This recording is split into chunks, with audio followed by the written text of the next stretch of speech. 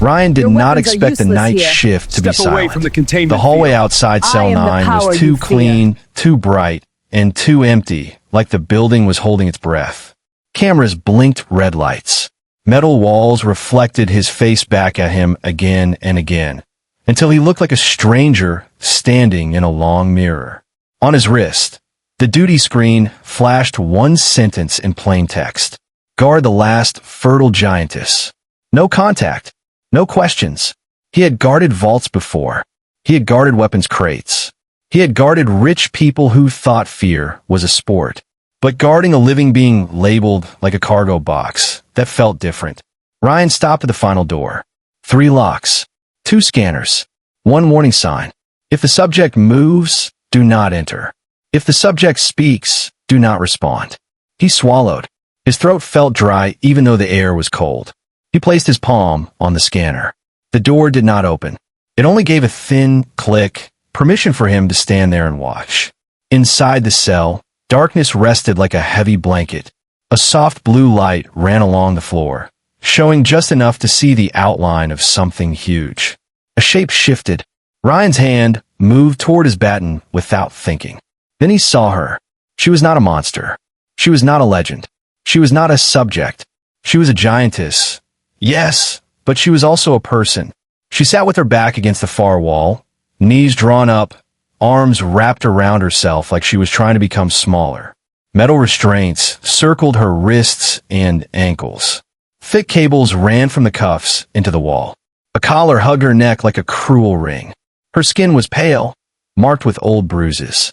Her hair, long and dark, fell over her face like a curtain.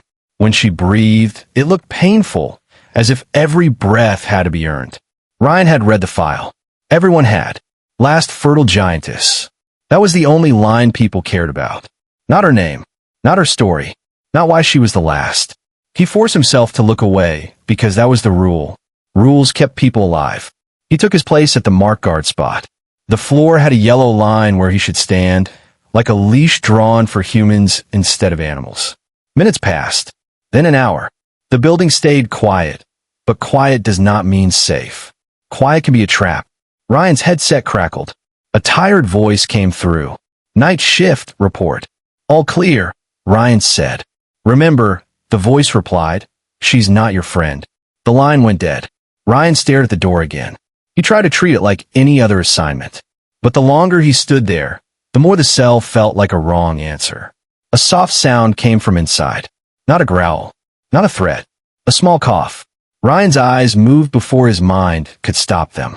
The giantess had lifted her head. One eye was visible through her hair. It was not wild. It was not angry. It was tired.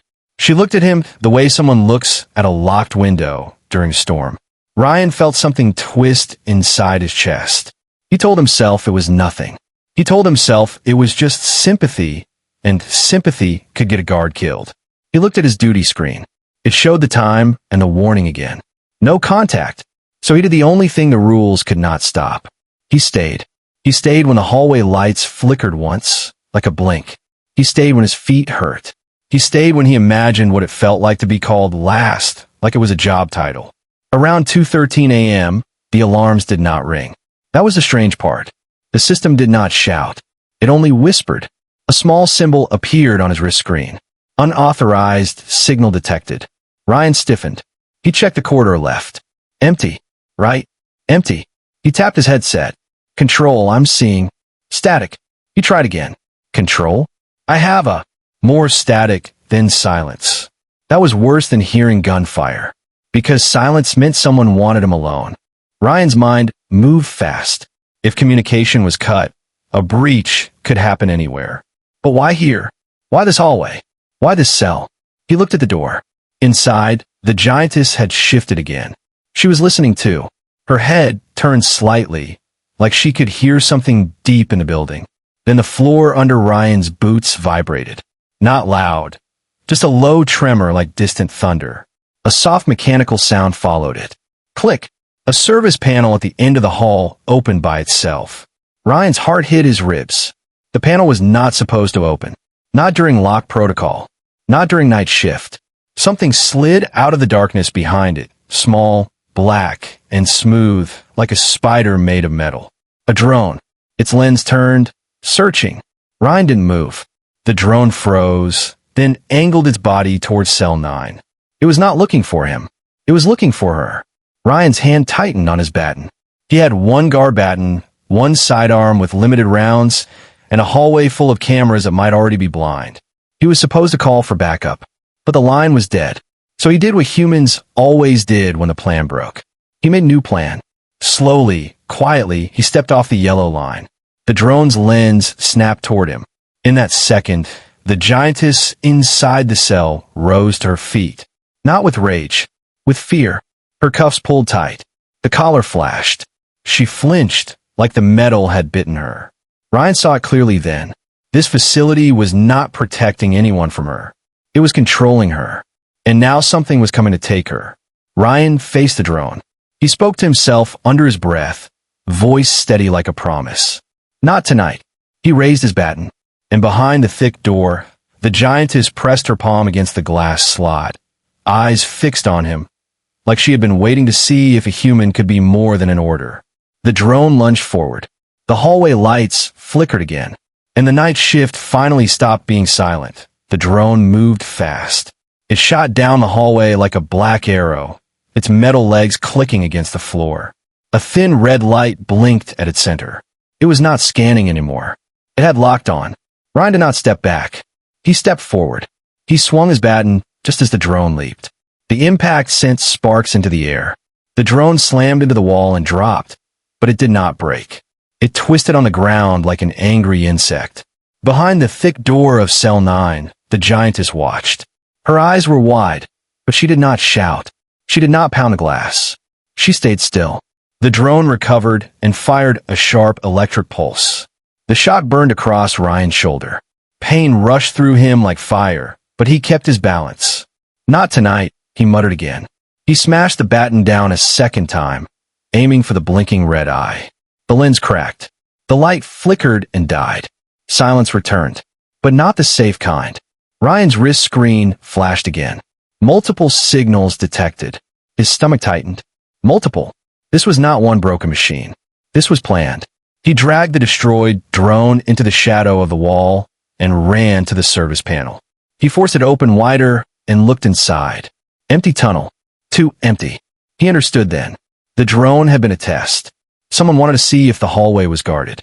Someone wanted to see if he would react. Ryan tapped his headset again. Still static. He switched to backup channel. Nothing. The system was jammed. Inside the cell, the giantess slowly stepped closer to the door. The cuffs pulled at her wrists, but she ignored the pain. Her voice came soft, barely above a whisper. More coming. Ryan froze. She had spoken clearly. Human language. The rules echoed in his mind. If the subject speaks, do not respond. He looked at her through the small, reinforced window. She did not look dangerous. She looked afraid. How many? He asked before he could stop himself. Her eyes moved slightly, as if listening to something far away. 4. Maybe 5. She could hear them. Not through ears alone. Something else. Ryan checked his weapon. Limited rounds. No backup. Cameras possibly blind. 4 or 5 drones would overwhelm him in seconds. He thought fast. The hallway lights hummed overhead. Fire suppression pipes ran along the ceiling. Maintenance doors lined the walls. This building was not designed for war, but it was built by humans. And humans were good at turning tools into traps. He ran to the nearest maintenance closet and pulled out a coil of magnetic wiring. He wrapped it quickly across the floor near the service panel and connected it to an exposed power socket. Not enough to kill, just enough to overload small machines. His hands moved faster than his fear. Behind him, the giantess spoke again. They are not military, she said softly. They are hunters. The word felt colder than the hallway. Hunters? Ryan asked. For me. A heavy metallic sound echoed from inside the tunnel. Then another. Shapes moved in the darkness. 4 drones crawled out at once, larger than the first. Their legs were thicker. Their lenses glowed blue instead of red. They spread out, scanning. One paused near the broken drone. It understood. Ryan stepped into the center of the hallway. The first drone lunged. The moment its legs touched the wired section of floor, Ryan triggered the power. Blue sparks exploded across the metal bodies. 2 drones jerked violently and collapsed, smoke rising from their joints.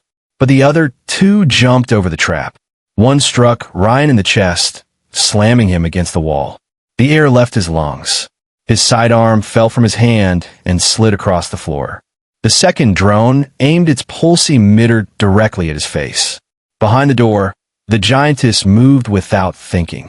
She grabbed the thick cable attached to her wrist cuff and pulled with all her strength. The collar around her neck flashed bright white. Pain cut through her body, but she did not stop. The wall anchor cracked. The drone fired. Ryan turned his head just as the electric blast scorched the wall beside him. The Giantess pulled again.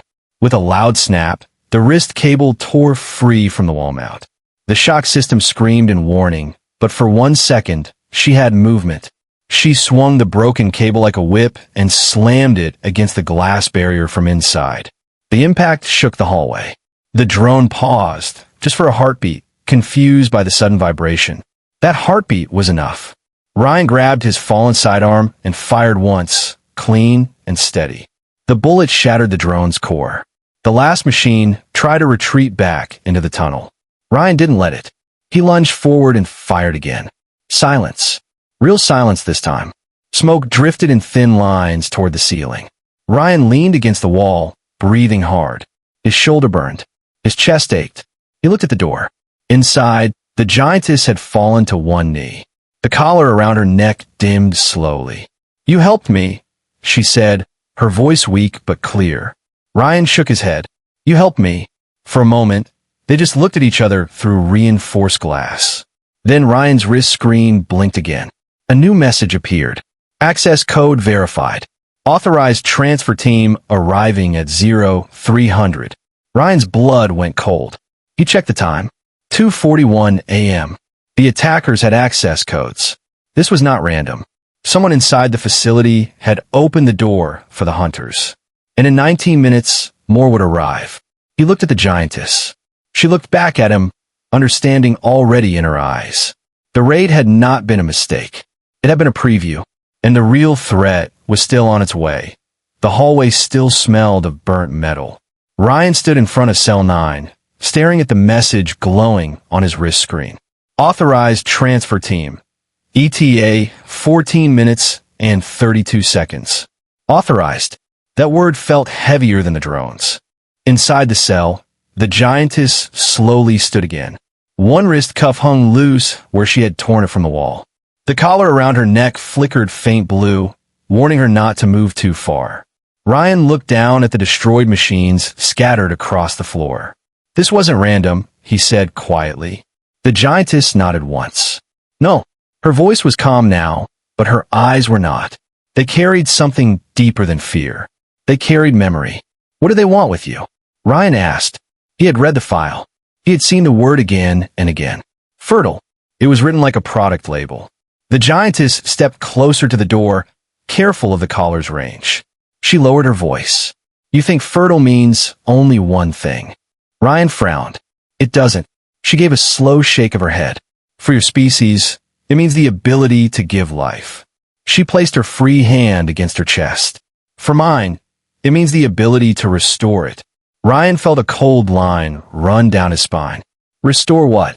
She lifted her gaze toward the ceiling, as if she could see beyond the facility walls. "Worlds." The word hung in the air between them. Ryan said nothing. She continued, speaking in simple, careful English. "My people were not only strong.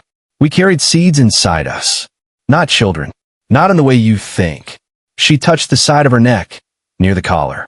"Life seeds. Energy that wakes dead soil. That heals poison water. That repairs broken air." Ryan's mind raced. Terraforming. Environmental recovery. A walking answer to dying planets. "They don't want you for breeding," he said slowly. She met his eyes. "They want me for extraction." The hallway suddenly felt smaller. Ryan glanced at the message again. Authorized transfer. Not rescue. Not relocation. Extraction. "Has this happened before?" he asked. Her silence was the answer. After a moment, she spoke again. Others were called fertile before me. One by one, they were moved. Moved where? She looked away. They did not return. Ryan felt anger rise in his chest. Not loud anger. Not shouting anger. Cold anger. He stepped away from the door and quickly accessed the emergency terminal near the wall. His clearance was low, but night shift sometimes meant less oversight. He typed fast, searching old logs under the word transfer. 3 names appeared, all marked as successful relocation. All marked classified after. All guard reports missing. Missing, he whispered. He searched guard IDs connected to those transfers. Each one had been reassigned within 24 hours, then erased from standard logs. Ryan swallowed. They removed the guards too, he said. The Giantess did not look surprised. Humans who care are dangerous. The words hit him harder than the drones had. He leaned against the terminal. So tonight, I was tested. Yes, she said softly. If you had done nothing, the small machines would have taken me. Quietly. And if I fought, they would send more. Officially. Ryan looked at the time again. 8 minutes and 17 seconds. 8 minutes. He stepped back toward the door. Why tell me this? He asked. You broke the rule, she said. He blinked. What rule? You answered me. For a second, neither of them spoke. Then she said something he did not expect. My name is Mara. The name felt different from subject, different from asset. It sounded alive. Ryan, he replied automatically. The collar around her neck dimmed slightly, as if reacting to her calm. She studied him carefully. You are not like the others. Ryan almost laughed. You don't know me. I know enough, she said. You stayed. The words from earlier returned. You stayed. Not because he was brave. Not because he was strong. Because he had chosen not to walk away. The wrist screen beeped again. Transfer team entering lower level. Ryan's jaw tightened. Where would they take you? He asked quickly. Sub-level 3, she answered without hesitation. Extraction chamber. How do you know? Because I can feel it. She closed her eyes for a second. The life seed inside me reacts to machines that drain energy. They are warming the chamber now. Ryan's heart pounded. This was not transport. This was harvesting. He stepped closer to the glass. If I open this door, he said quietly, the system will flag it. Yes. If I don't open it, I disappear. Footsteps echoed faintly from the far end of the corridor. Heavy boots. More than 2 people. Ryan made a choice before fear could speak. He pulled his access card from his belt and held it up to the scanner. The system beeped red. Insufficient clearance. He looked at the broken wrist cable inside the cell. He looked at the maintenance panel.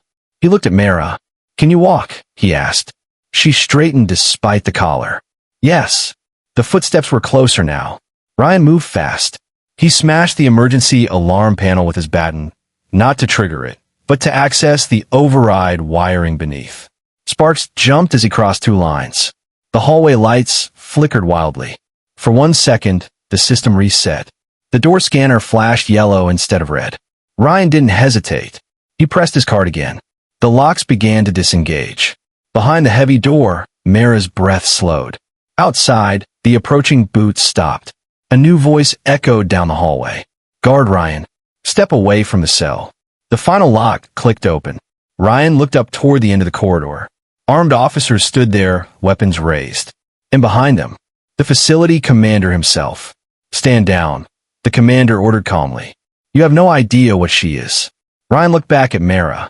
The door slid open halfway. Yes, Ryan said quietly. Eat dough. The cell door stood half open. Cold air moved between them. Ryan felt at first the weight of his choice. At the far end of the hallway, the commander lowered his weapon slightly, but not in surrender. In warning, step away from the asset, the commander said, voice calm and sharp. This is above your clearance. Ryan did not step back. Behind him, Mara took one careful step forward. The broken wrist cable dragged across the floor with a slow metallic scrape.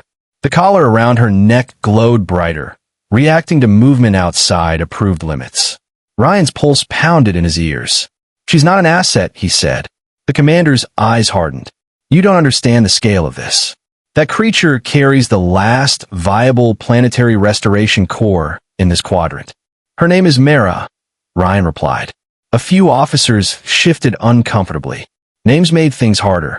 The commander sighed. Ryan, think carefully. You broke protocol. You damaged facility property. We can forget that. Step aside, and this ends clean. Clean. Ryan glanced at Mara. There was nothing clean about the collar cutting into her neck. Nothing clean about extraction chambers. What happens in sublevel 3? Ryan asked. The commander did not answer. That was answer enough. Mara's voice came softly from behind him. They drain it slowly, until nothing remains. Silence stretched across the corridor. The commander's jaw tightened. The life seed energy can save millions of human lives. At the cost of one, Ryan said. At the cost of a resource, the commander corrected. That word did it. Resource. Ryan made the decision fully then, not half, not uncertain. Fully. He reached to the side panel near the door and pulled the emergency power breaker down. The hallway lights died. Darkness swallowed everything except the faint glow of Mara's collar and the red dots of weapon lasers. Shouts echoed. Night vision. Seal the exits. But the system had already reset once tonight. It would take seconds to relock. Seconds were enough. Can you move fast? Ryan whispered. Mara nodded once. He grabbed the broken wrist cable inside the cell and yanked hard, loosening the second anchor point. The metal screamed, but held only briefly before snapping free. The collar sparked violently. Mara gasped, but did not fall. Left corridor, Ryan said quickly. Maintenance tunnel. It leads to storage and external vent shafts. She hesitated only for a heartbeat. Then she followed him. They ran. Behind them, lights flickered back to life. Alarms began to howl across the facility. Heavy boots thundered after them. Stop them, the commander's voice roared. The maintenance corridor was narrower, colder. Pipes lined the walls. Frost clung to metal edges. Emergency lights cast everything in pale red. Mara had to duck slightly to avoid hitting the ceiling. Each step made the floor tremble. You could have left, she said between breaths. So could you, Ryan replied. A blast door slammed down behind them, cutting off part of the pursuing team, but not all. The sound of boots remained. They reached a junction. Ryan froze. 2 paths. One led to storage. The other to the old waste tunnels, barely used, unstable, and unmonitored. He chose the tunnels. The air inside was colder, almost painful to breathe. Ice formed along the floor in thin layers. Mara slowed slightly. The collar weakens me in low temperature, she said. Ryan cursed under his breath. Behind them, voices echoed closer. He scanned the walls and spotted an old control panel covered in frost. Without thinking, he smashed it open and rerouted the wiring again, forcing a temporary heat surge into the tunnel pipes. Warm steam burst through overhead vents, fogging the corridor. Visibility dropped instantly. Good, Ryan muttered. The steam hid their movement. Mara suddenly stopped. Ryan turned. What? She tilted her head slightly. They're not only behind us, she said. A chill ran through him. Where else? She closed her eyes for a second. The chamber below. They are powering it fully. Ryan realized the truth then. The commander did not expect to catch them in the tunnels. He expected them to run. The facility was designed like a funnel. Every emergency path led downward, towards sublevel 3. They're hurting us, Ryan said. Mara opened her eyes. Yes. Footsteps echoed through the steam. Shadows moved. They were close. Ryan looked around quickly. Above them, a narrow service ladder led upward, not down, to the roof access level. It was rarely used. Mostly maintenance drones. Too small for heavy teams. Perfect. Up, he said. Mara looked at the ladder, then at him. It will not hold my weight, she said. Ryan stepped forward and inspected the support bolts. Old, but reinforced. Trust me, he said. She hesitated only a second. Then she placed one hand on the ladder. Metal groaned, but it held. Gunshots cracked through the steam below. Bullets sparked off the walls. Ryan climbed first, reaching the top hatch and forcing it open. Cold night air rushed in. Real air. Mara climbed after him, slower but steady. Below, the commander's voice echoed up through the tunnel. Do you think you can outrun a system built by your own species, Ryan? Ryan pulled himself onto the rooftop platform and reached down to help Mara. "No," he shouted back. "But I can outthink it." Sirens wailed across the facility grounds. Searchlights began sweeping the snow-covered exterior. They stood on the roof now, free from the corridors, but fully exposed. And in the distance, transport ships were already descending. The rooftop wind hit like a wall. It carried snow and sharp ice crystals that stung the skin. Below them, the facility alarms screamed into the night. Searchlights cut through the darkness like white blades. In the sky, 2 transport ships hovered, their engines humming low and heavy. Ryan pulled Mara fully onto the roof and slammed the hatch shut behind them. "We can't stay here," he said. Mara stood tall against the wind, her hair whipping around her face. The collar around her neck pulsed brighter in the cold air. "It weakens faster in freezing temperature," she said quietly. Ryan scanned the roof. Antenna towers, maintenance crates, a narrow metal bridge connecting to an outer storage structure. Beyond that, open tundra, miles of ice and snow stretching into darkness. No cover, no shelter, just white silence. Gunfire burst through the hatch below. The metal shook under heavy impact. "They're coming up," Ryan muttered. He grabbed Mara's hand, not because she needed help climbing, but because he needed to guide her direction.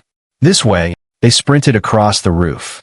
Each of Mara's steps made the metal tremble. Ryan kept his balance by focusing on movement, not fear. A spotlight locked onto them. "There!" someone shouted from below.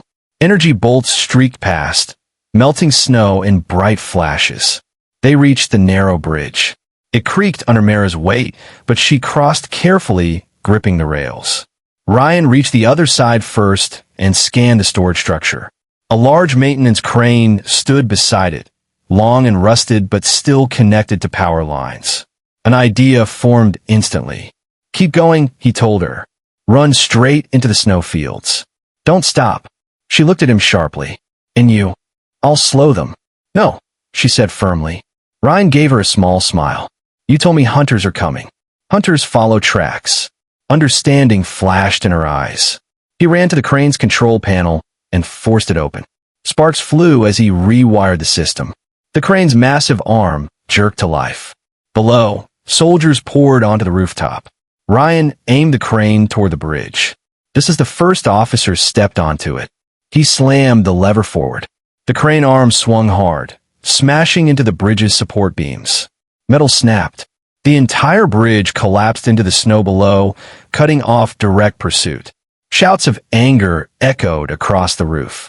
Ryan jumped down from the platform and sprinted after Mara. The snow swallowed his boots instantly. Each step felt like running through water. The cold bit deep into his lungs. Ahead, Mara moved surprisingly fast despite the collar. Her long strides covered ground quickly, but bright lights from the transport ships tracked her movement easily. "They can see you from above," Ryan shouted. Mara slowed slightly. "Then they must see something else," she replied.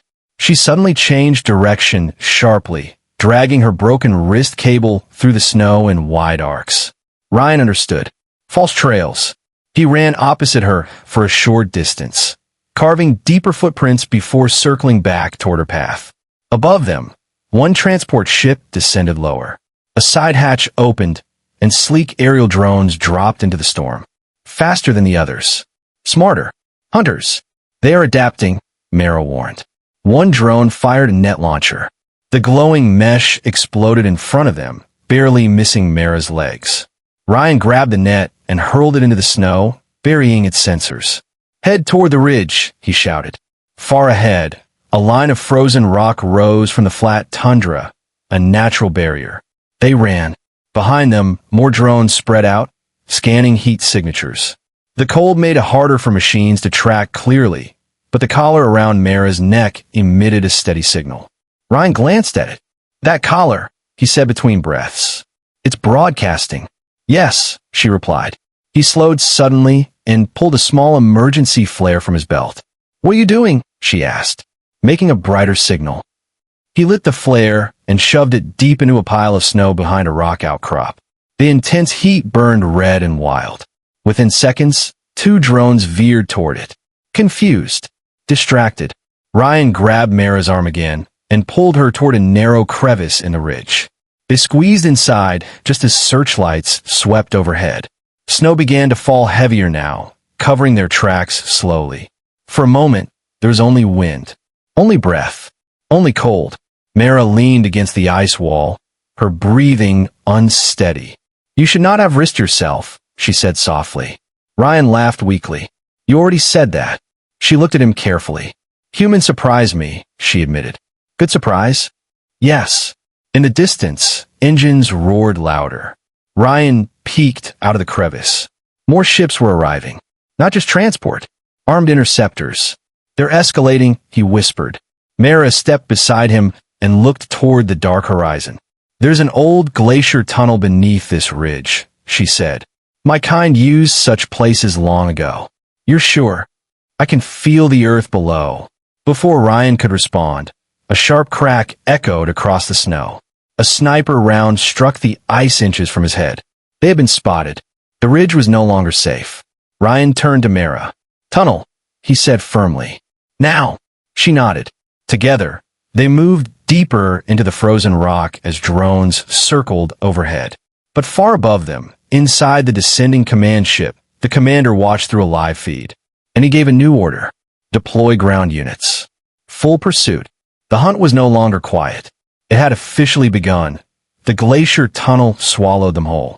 The entrance was narrow, hidden beneath a heavy curve of ice and stone. Snow drifted over the opening, masking it from above.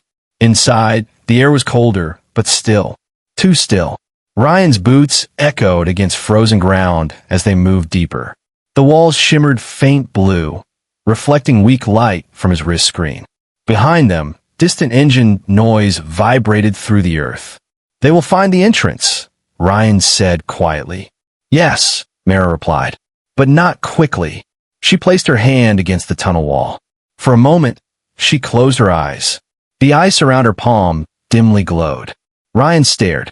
"You're doing that," he whispered. She opened her eyes slowly. The life seed responds to natural ground. It remembers what the world was before damage. A deep rumble shook the tunnel. Dust and frost fell from the ceiling.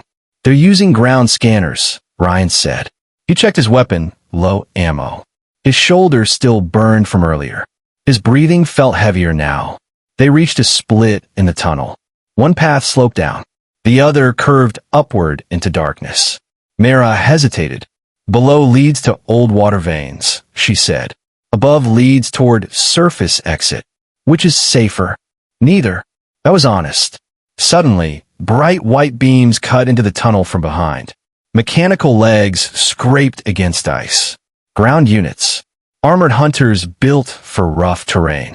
Ryan swore under his breath. "They're faster than I thought." Mara stepped forward protectively without thinking. The collar around her neck pulsed violently. The ground units fired electric bolts.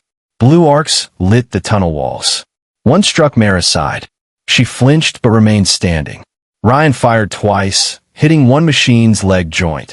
It collapsed, but 2 more advanced. "Go down," he shouted. She didn't move. Instead, she placed both hands on the frozen wall beside her. The glow returned, stronger this time.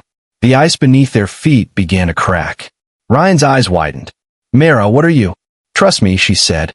The glow surged outward from her hands like ripples in water. The tunnel shook violently. A wave of pressure rolled through the frozen ground. Ice fractured and collapsed behind them, sealing the tunnel entrance in a thunder of falling stone.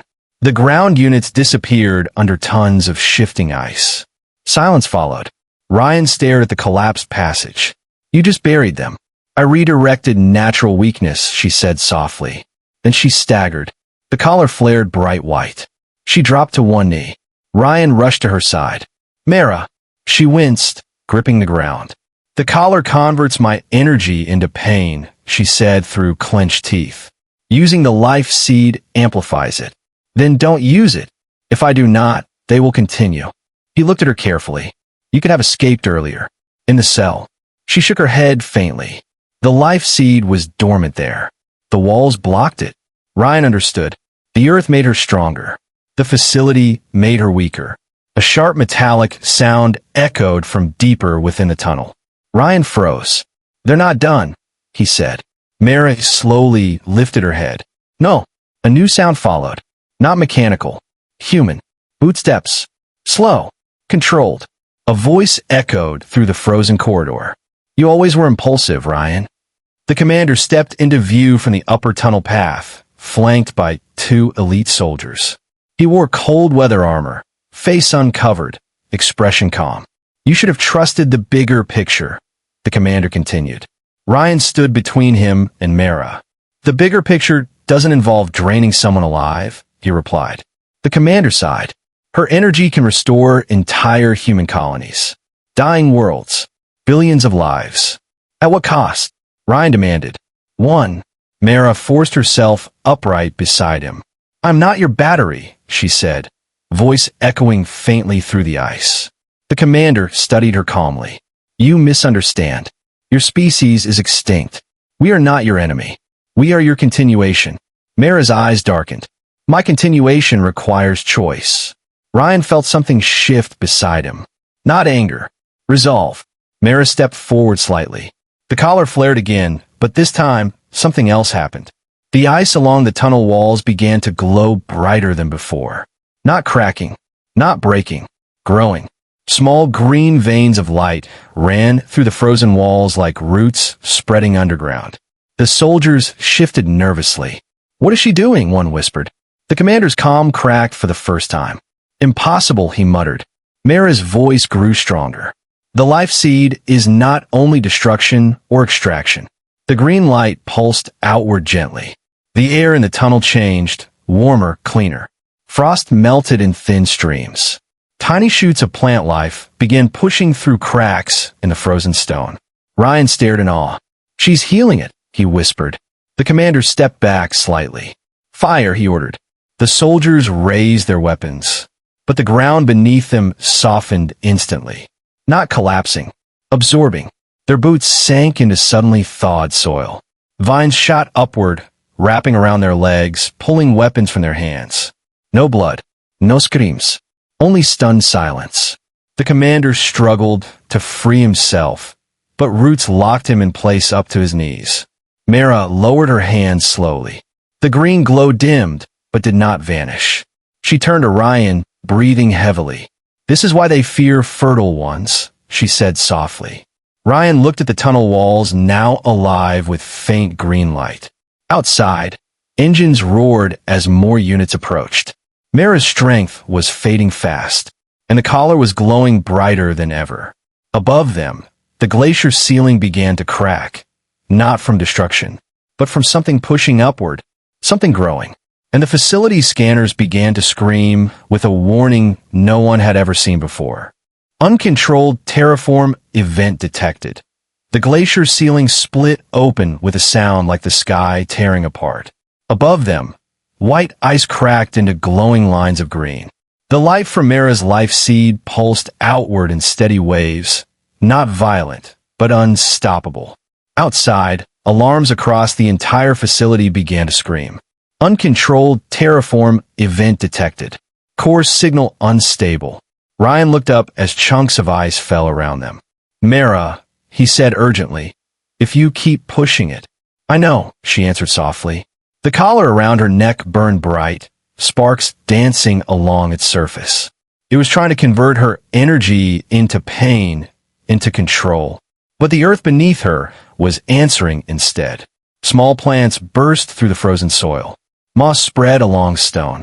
The air no longer bit with deadly cold. It felt alive. The commander struggled against the roots gripping his legs. "You're destroying the containment grid," he shouted. Mara turned toward him slowly. "No," she replied. "I am restoring what you buried." Ryan stepped beside her. More armed units were entering the tunnel from above, sliding down cables. Drones hovered near the fractured ceiling. This was no longer a small pursuit. It was open war. "Mara," Ryan whispered, "you can't fight all of them." "I'm not fighting," she said. The green light deepened. Suddenly, the entire glacier trembled. Outside, across miles of frozen tundra, the snow began to melt. Not into flood, but into controlled streams. Ice shifted into soil. Dead ground softened. On the facility's external monitors, something impossible appeared. Heat signatures rising from beneath the earth. Seeds waking. The commander stared in disbelief. "You're activating dormant planetary cores," he breathed. Mara's voice was calm now, almost distant. "The life seed does not belong in cages. It belongs in worlds." Ryan looked at her face. She was pale. Too pale.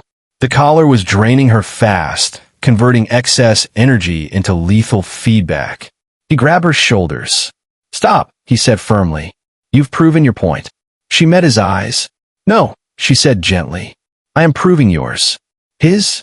Before he could respond, she lifted one hand and placed it against his chest. Warmth spread through him. Not burning, not painful. Alive. A small green shard of light formed between them, no bigger than a coin. Ryan gasped. "What is that?" "My gratitude," she whispered. The shard pressed into his palm and sank beneath his skin without pain.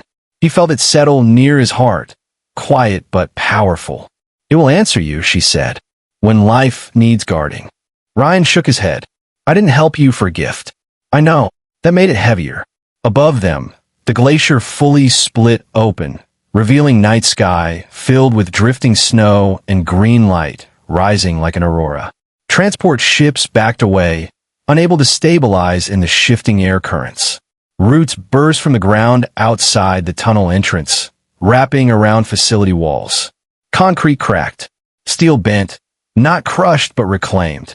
The commander finally tore one leg free, rage replacing shock. "You're condemning humanity," he shouted. Mara turned to him one last time. "No," she said. "Your fear was condemning it." The collar flared blinding white. Ryan saw it too late. The device reached maximum overload. Without thinking, he grabbed the collar and tried to pull it free. "Ryan," Mara began. The collar exploded in a burst of blue light. He was thrown backward into the snow. For a moment, there was only ringing in his ears. Only silence. When his vision cleared, the tunnel was gone. The glacier above had opened fully into a wide valley. Where ice once stood, fresh earth now stretched outward in green lines. Small trees pushed upward rapidly, leaves unfolding into the cold night air. The facility behind them was half covered in roots and vines, systems dark and powerless. The commander lay unconscious in the snow, wrapped in living branches. Ryan forced himself up. "Mara," he shouted. She stood at the center of the valley. "No collar. No chance." The green glow around her had softened into something natural. She looked different now. Not weaker, not stronger. "Free." He stumbled toward her. "You're alive," he breathed. "Yes," she answered with a faint smile. "But I cannot stay." The words hit harder than the explosion. "What do you mean?" "My energy is bound to the world now," she said gently. "If I remain near machines that try to control it, the cycle will repeat." Ryan felt the warmth in his chest pulse faintly. "You gave me part of it." "I gave you trust," she corrected. In the distance, human survivors were emerging from the damaged facility, staring at the transformed land in shock. Mara looked toward the horizon where green light stretched miles into the tundra. "My people believe strength was survival," she said. "Tonight, I learned survival is choice." She looked back at him. "You chose life." Ryan swallowed hard. "And you chose not to destroy us." A small breeze moved through the new leaves around them. She stepped back slowly. "Guard it well," she said. "Guard what?" "Life." The ground beneath her glowed softly. Roots shifted, and in a slow, gentle motion, the earth embraced her form. Not swallowing, not trapping, welcoming. She disappeared into the living soil. The green light dimmed to a steady glow. Ryan stood alone in the valley that had once been frozen death. In his chest, the life seed shard pulsed once. Not loudly, not urgently, just enough to remind him. Humans were not meant to guard cages. They were meant to guard doors. And for the first time, the world beyond facility walls was not dying. It was beginning.